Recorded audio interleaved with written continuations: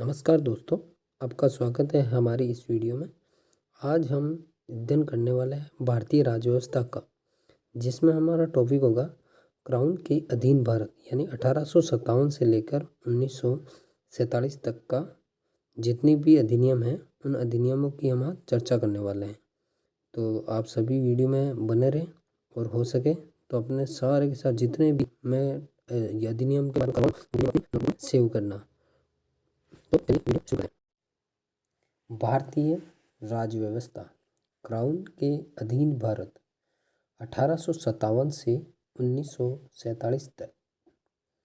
हमारा पहला अधिनियम आता है भारत शासन अधिनियम 1858, जिसे भारतीय जनता का मैग्ना कार्टा कहा गया था। महारानी विक्टोरिया का घोषणा पत्र 1 नवंबर 1858 को मिंटो पार्क इलाहाबाद में पढ़ा गया था। अब से भारत पर ब्रिटेन की महारानी का शासन चलेगा। भारत के गवर्नर जनरल को वायसराय कहा जाने लगा और पहला वायसराय लॉर्ड कैनिंग के द्वारा ही महारानी का घोषणा पत्र की घोषणा की गई थी। निदेशक मंडल व नियंत्रक मंडल को निलंबित किया गया और निदेशक मंडल व नियंत्रक मंडल के सभी कार्य भारत के राज्य सचिव को दे दिया गया और इसकी सहायता के लिए 15 सदस्यों की भारत परिषद की स्थापना की गई और इसे ही गृह सरकार कहा जाने लगा।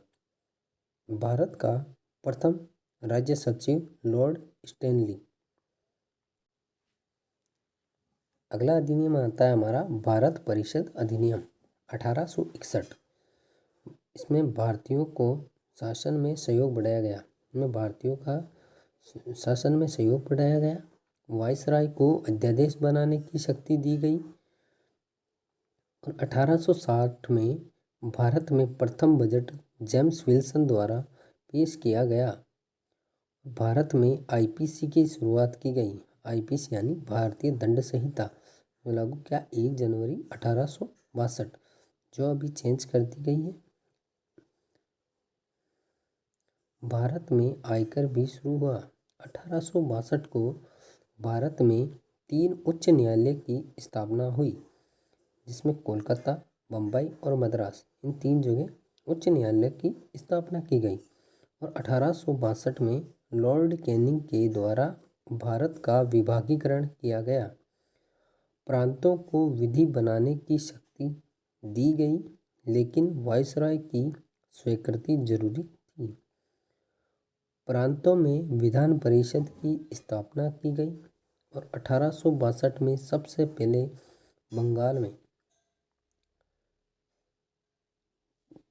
जो गवर्नर या इसकी कार्यकारिणी थी उसमें एक वायसराय था, 5 सदस्य थे और 6 से 12 अतिरिक्त सदस्य बढ़ा सकते थे। यानी कि उसकी जो कार्यकारिणी थी वायसराय की, उसमें से एक तो वायसराय होता था और 5 सदस्य होते थे और इसके अलावा 6 से 12 अतिरिक्त सदस्य बढ़ा सकते थे लेकिन इसमें आधे भारतीय होंगे। और इसी कार्यकारिणी के अतिरिक्त सदस्यों में सर्वप्रथम 3 भारतीयों को जोड़ा गया। उन 3 भारतीय कौन कौन थे? पटियाला से नरेंद्र सिंह, बनारस के राजा ईश्वरी प्रसाद नारायण और सर दिनकर राव।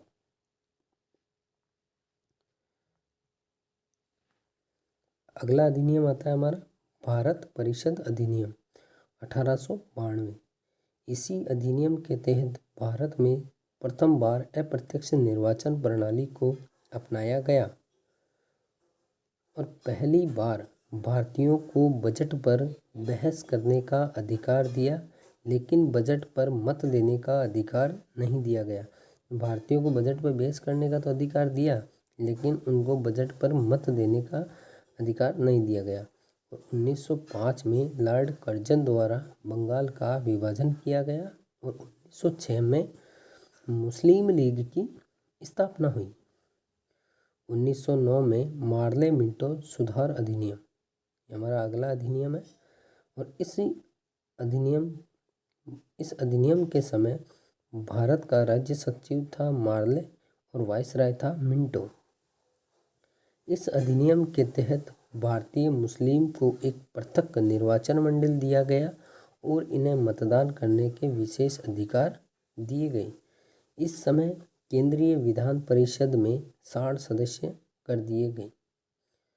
विधान परिषद बॉम्बे, मद्रास, बंगाल, यूपी में 50 सदस्य कर दिए गए और अन्य विधान परिषद में 30 सदस्य कर दिए गए। प्रत्यक्ष निर्वाचन आरंभ, लेकिन सीमित मताधिकार प्रथम बार मुसलमानों को दिया गया।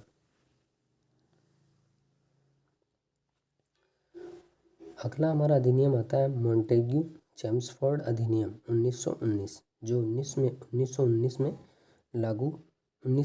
में लागू हुआ था। इस अधिनियम के तहत भारत में प्रत्यक्ष निर्वाचन प्रणाली को अपनाया गया।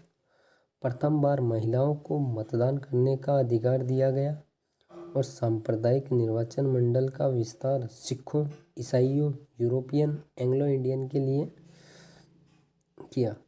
और भारत राज्य सचिव व परिषद के सदस्य को वेतन ब्रिटेन से दिया जाने लगा और 1919 से 1935 तक प्रांतों में द्वैध शासन लगाया गया और केंद्रीय विधायिका को द्विसदनीय बनाया गया।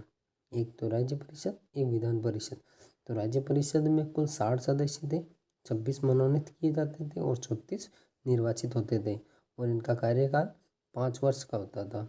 विधान परिषद में कुल 145 सदस्य थे और 41 मनोनीत होते थे और 104 निर्वाचित और इनका कार्यकाल 3 वर्ष का होता था।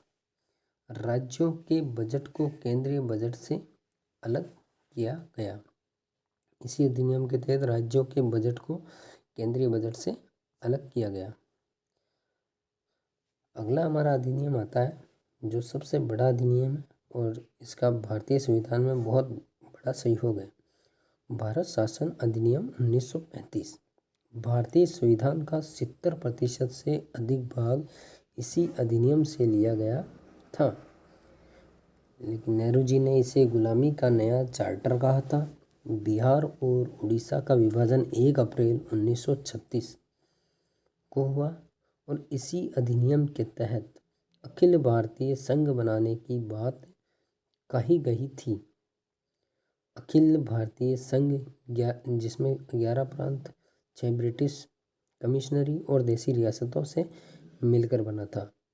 1935 में सर्वोच्च न्यायालय को कोलकाता से दिल्ली स्थानांतरित किया गया। 1937 में दिल्ली में संघीय न्यायालय की स्थापना की गई, जिसका मुख्य न्यायाधीश मॉरिस ग्रेवियर और 6 अन्य न्यायाधीश थे। 1 अप्रैल 1935 को भारतीय रिजर्व बैंक की स्थापना की गई और इसी अधिनियम के तहत 1937 में बर्मा को भारत से अलग कर दिया गया और इस अधिनियम के तहत प्रांतों के द्वैध शासन का अंत कर दिया गया और केंद्र में द्वैध शासन का कर दिया गया। और 1937 में प्रांतीय चुनाव हुए और कुल 1585 सीटों पर चुनाव हुआ। उसमें से 707 सीटों पर कांग्रेस और 482 में मुस्लिम लीग। तो दोस्तों, आज का वीडियो हमारा यहीं समाप्त होता है और अगर वीडियो अच्छी लगी तो आप चैनल को सब्सक्राइब करें और लाइक ज़रूर करें। आपके लाइक से हो सकता है हमारा भी ग्रो हो और हम आप तक अच्छी वीडियो ला सकें।